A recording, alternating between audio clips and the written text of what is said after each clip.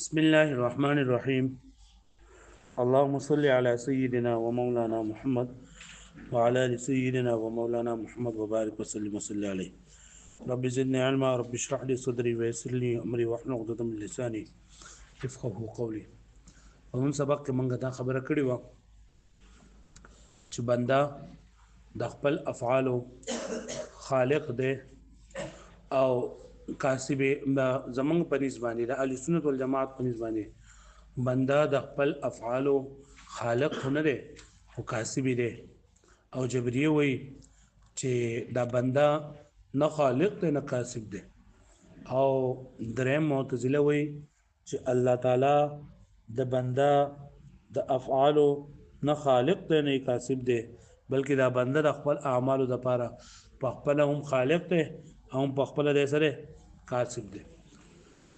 نو جبریه ولا پرون سبق کې مونږ وایو چې د جبریه وایي چې دا بنده مجبوري محض دی، د دې بنده د سره ناړو نه خلق شته نه کسب شته. نو مونږ اغلا د اعتراض د دلایل ورکړو پنځه چې یو دا چې ګوره د انسان بعضې حرکتونه اختیاري دي او بعضې حرکتونه چې دا هغه اضطراري دي. لکه یو سړی نیول کوي نو خامخا د خپل لاس راقی نه دا لاس راقول د په اختیار سره دي،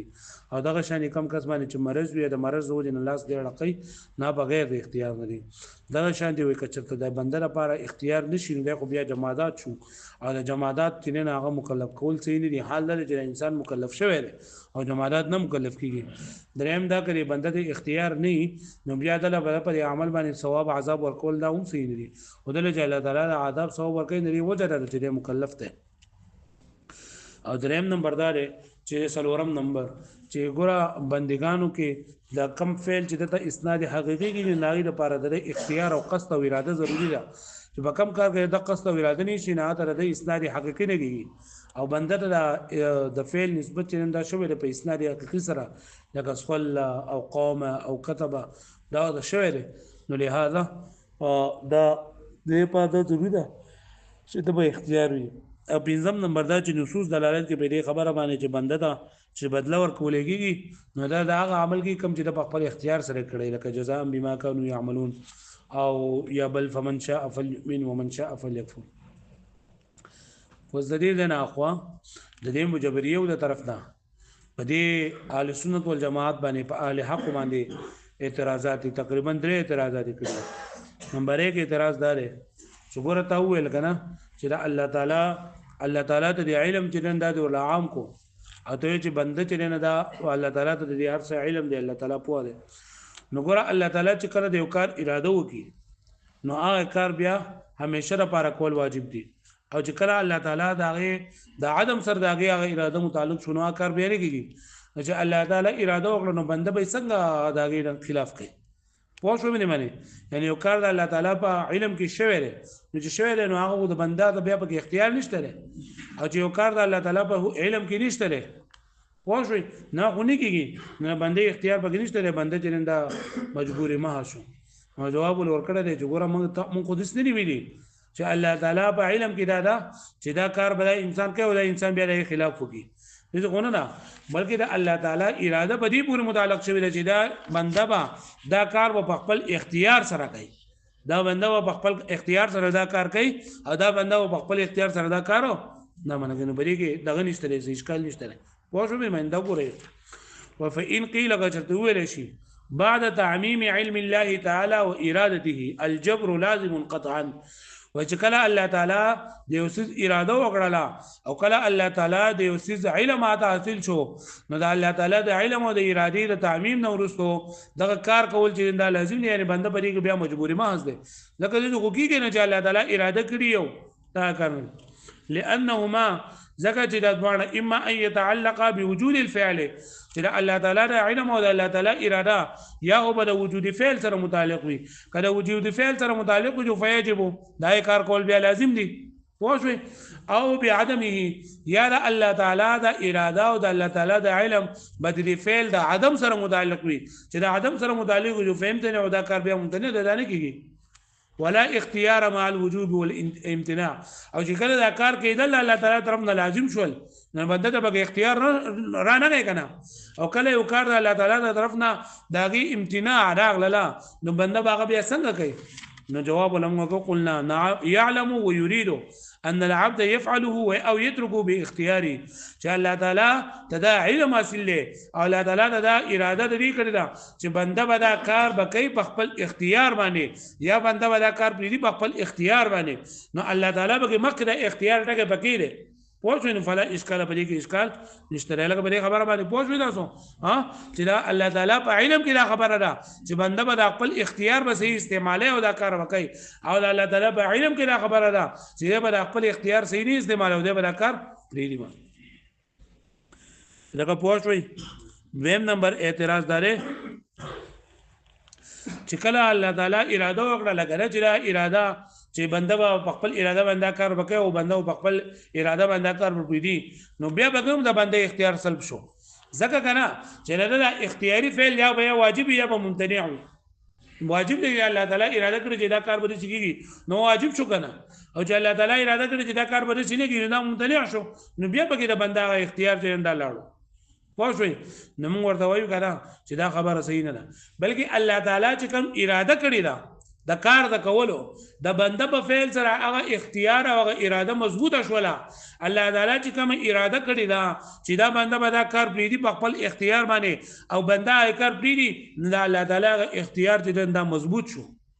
په دې کې بل څه اختیار نه کیږي بلکې کوم چې الله تعالی اراده کړی دا د کولو یا د نه کولو هغه کار به مضبوط شي یعنی الله تعالی غو اراده مضبوطه شي او په نه کول باندې الله تعالی دا د عدم فعل اراده مضبوطه شي پوه شو مې معنی فإن قيل كجرتي او بیا وای کدا په کتاب وی چې رقم کال الله تعالی اراده کړی نو خامخا باغه کوي نو دا په الله تعالی په دغه باندې بیا د الله تعالی د ذات سره بیا هم په دې باندې اعتراض راځي چې الله تعالی باندې سکار واجب نه چې خامخا دا به الله تعالی کوي اګه ته چې الله تعالی اختیار کړی دا اراده کړی رنده پوس خامخا کوي نو موږ وایو چې دا په الله تعالی باندې خامخا یو کار کول دي دا لازم نه دي دا فعال لما يريد ان الله يحكم ما يريد فإن قيل كجرت ویل شي چې فيكون فعل الاختياري واجبا ام ممتنعا چې بیا با چې کم کار الله تعالی اراده کړی ده کنه نو دا اختیاري فعل به بیا په دې باندې باندې کول واجب کنه لکه الله تعالی اراده وکړو د بنده کو دې نشي کولای چې الله تعالی د اراده نه بغیر یو کار وکړي یا الله تعالی د یو کار نه کول اراده کړی ده نو دا کار په خپل باندې ممتنع شو دا کار په خپل باندې ممتنع شو دغه دې کو کیږي نه چې الله تعالی دا کار نه کوي او بنده بیا وکړي پوه شئ فإن قيل كتدور شيء فيكون فعله الاختياري بياخذ بندر فعل اختياري دا واجب شو يا ممتنع شو وهذا ينافي الاختيار او دا اختيار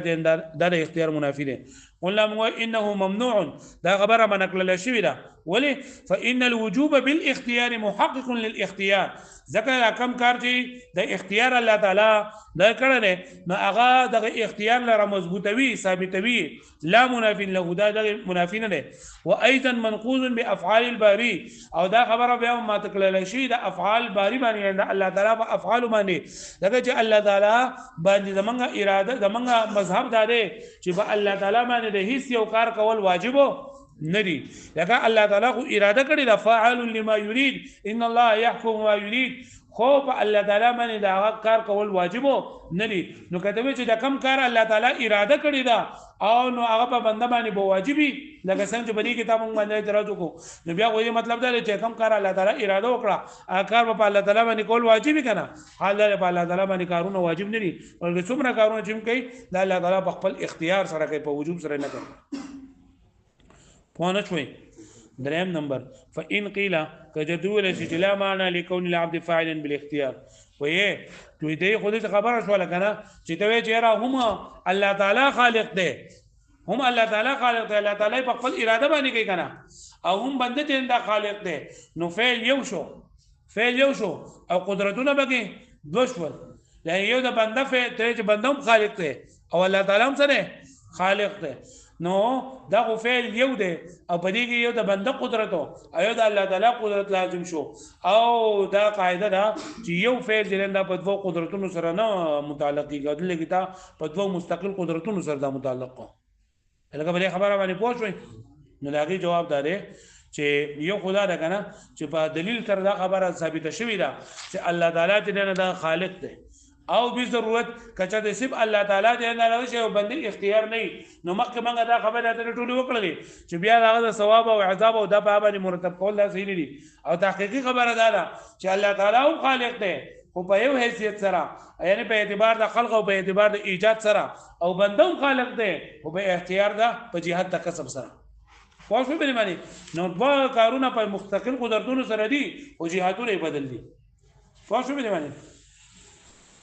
فإن قيل كجت ولا شدره اعتراض لا معنى لكون العبد فاعلا بالاختيار چې د دې چې دا بندا فاعل بالاختيار دی د دې خبرې هیڅ معنا مطلب نشته الا كونه موجدا لافعاله بالقصد والاراده بلکې دې مطلب دا دی نه معنا دا چې دا بندا د خپل افعالو بالقصد او بالاراده موجود دی بالقصد او بالاراده سره موجود دی وقد سبق او مخکې دا خبره دی رشوی دا چې ان الله تعالی مستقل بخلق الافعال وايجادها چې الله تعالی مستقل په خلق د افعال او ایجاد سره وګوره هم دی الله تعالی خالق د مخکې نه منل لري او ځکه به بندوم خالق ومنو یو څه چره ومعلوم خبر معلومنا ان المقدور الواحد لا يدخل تحت قدرتين مستقلين چې یو مقدور دا نه داخليږي لاندې دوه مستقل قدرتونه او دلته دا یو مقدور د دوه مستقل قدرتونو لاندې داخل کو وای چې هم بنده خالق دی او هم سو خالق دی الله تعالی خالق دی لکه پوه شو به معنی قلنا من ولا كلام في قوه هذا الكلام ومتانته چې د دې کلام په قوت کې او د دې په متانت کې د دې په سنجیدګۍ کې اس دغه نشته هیڅ شک نشته مطلب یې ستاره خبره قوي هم ده او سنجیده هم ده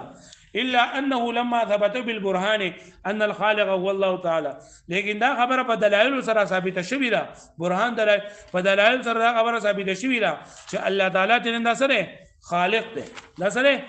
وبضروره ان لقدره العبد وارادته مدخلا في بعض الافعال او دا خبره هم ضروری ده چې دا بنده لپاره په بعضی افعالو کې دا بنده ارادي او قدرت ته دخل شته که حرکت البطش لکه حرکت د نیولو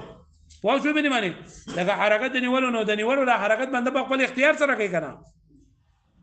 دون البعض او په بعض باندې نشته یعنی د بنده بعضی افعال جنده په خپل قدرت او په اختیار باندې دي او بعضی په خپل اختیار باندې دي په خپل اختیار باندې لکه حرکت د بطش د نیولو او که په خپل اختیار باندې لکه حرکت د ارتعاش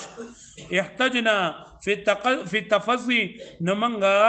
دلیل ونیو په اخلاصي د دې تنګي کې عن هذا المزيق د دې تنګي نه موږ لا خبر وکړه چې را هم